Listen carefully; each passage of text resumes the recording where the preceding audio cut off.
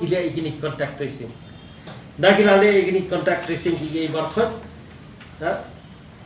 Hakini gilaisi the whole campus was put under containment. Nagilade ebde igini ka contact tracing ki barkhat kisa one igini ka micro containment. Kumba Drews Park some totally quarter Hawaii site, another 250 quarters at another site.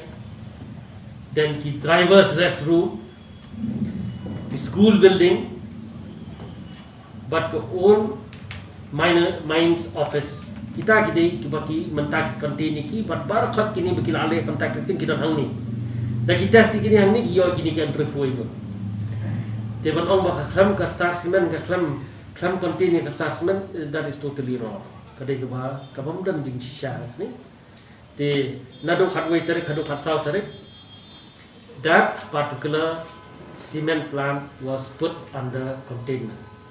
After the contact tracing was done, because these quarters, the place of work, they're scattered all over different sites.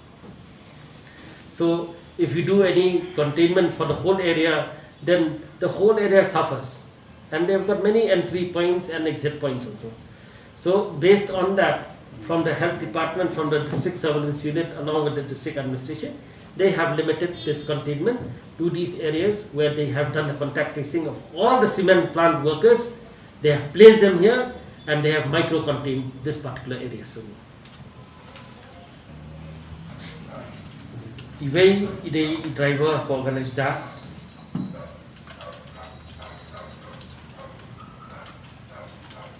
Ye pada sto health worker ki bat ong hang no mo idon ini pada idin na julu para iwe doctor for GDH Ganesh Das iwe staff nurse for Woodland Hospital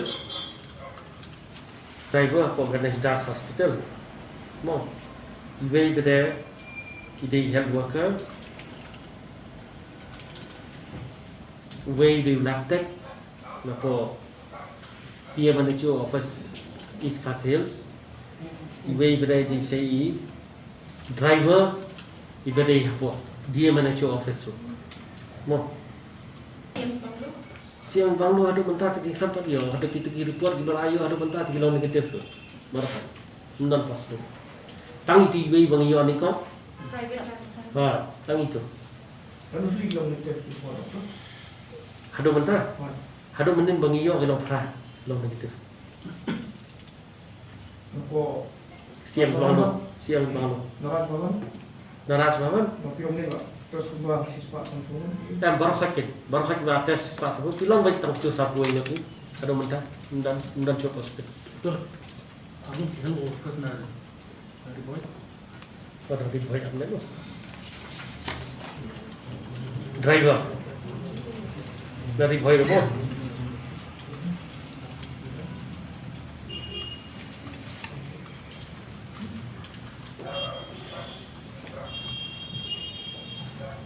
Bethany outreach event.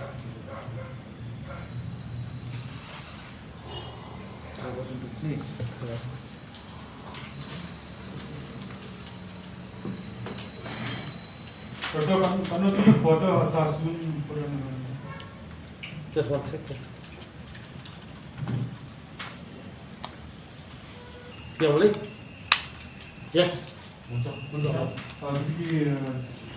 residential quarter assessment Ibuan bahawa kami bagi micro containment kita 650 quarters. Ki comma semicolon ki 250 quarters. Dengan kelikan lu putri yang ada ibuan mah kita ki quarters pada muda. Tambah lagi jong ki sites. Tigini 650 kini one at one side. There's 250 another side. There's so far kini kita.